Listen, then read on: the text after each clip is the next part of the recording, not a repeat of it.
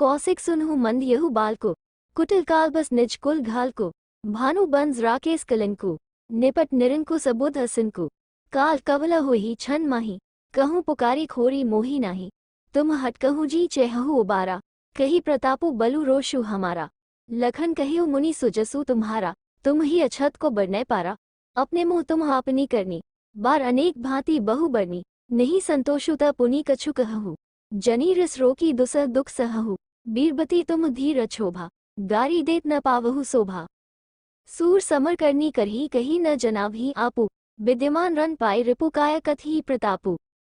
अर्थ, हे विश्वामित्र सुनो, ये बालक बड़ा कुबुद्धि और कुटिल है, काल के वश होकर यह अपने कुल का घातक बन रहा है। ये सूर्यवंश रूपी पूर्ण चंद्र का कलंक है, ये बिल्कुल उद्दंड, मूर्ख और निडर है। अभी क्षण भर में ये काल का प्रास हो जाएगा, मैं पुकार कर कह देता हूँ, फिर मुझे दोष नहीं देना। यदि तुम इसे बचाना चाहते हो तो हमारा प्रताप, बल और क्रोध बतलाकर इसे मना कर दो। लक्ष्मण जी ने कहा, हे मुनि, आपका सुयश आपके रहते दूसरा कौन वर्णन कर सकता है। आपने अपने ही मुंह से अपनी करनी अनेकों बार बहुत प्रकार से वर्णन की है, इतने पर भी संतोष न हुआ हो तो फिर कुछ कह डालिए। क्रोध रोककर असह्य दुख मत सहिए। आप वीरता का व्रत धारण करने वाले, धैर्यवान और क्षोभरहित हैं, गाली देते शोभा नहीं पाते। शूरवीर तो युद्ध में शूरवीरता का प्रदर्शन करते हैं, कहकर अपने को नहीं जनाते। शत्रु को युद्ध में उपस्थित पाकर काय ही अपने प्रताप की डींग मारा करते हैं। तुम तो कालू हाँक जनु लावा, बार बार मोही लागे बोला, सुनत लखन के बचन कठोरा, परिसु सुधारी घरेऊ कर घोरा, आप जनी देई दोसु मोही लोगो, कटुबादी बाल को बध जोगो, बाल बिलो की बहुत मैं बाचा, आप यहू मर निहार भा साचा। कौशिक कहा, क्षम्य अपराधो, बाल दोष गुण गण ही न साधो, खर कुठार में अकर उनको ही, आगे अपराधी गुरुद्रोही, उत्तर दे छोड़ो बिनु मारे, केवल कौशिक सील तुम्हारे, न त एही काटी कुठार कठोरे, गुरही उरेन होते उन श्रम थोरे। गादे सुनो कह हदे हैसी मुनि ही हरियह सूज, अयमे खानर न ऊख में अजहू न बूझ अबूझ। अर्थ, आप तो मानो काल को हाँक लगाकर बार बार उसे मेरे लिए बुलाते हैं। लक्ष्मण जी के कठोर वचन सुनते ही परशुराम जी ने अपने भयानक फरसे को सुधार कर हाथ में ले लिया और बोले, अब लोग मुझे दोष न दें। ये कड़वा बोलने वाला बालक मारे जाने के ही योग्य है। इसे बालक देखकर मैंने बहुत बचाया, पर अब ये सचमुच मरने को ही आ गया है। विश्वामित्र जी ने कहा, अपराध क्षमा कीजिए। बालकों के दोष और गुण को साधु लोग नहीं गिनते।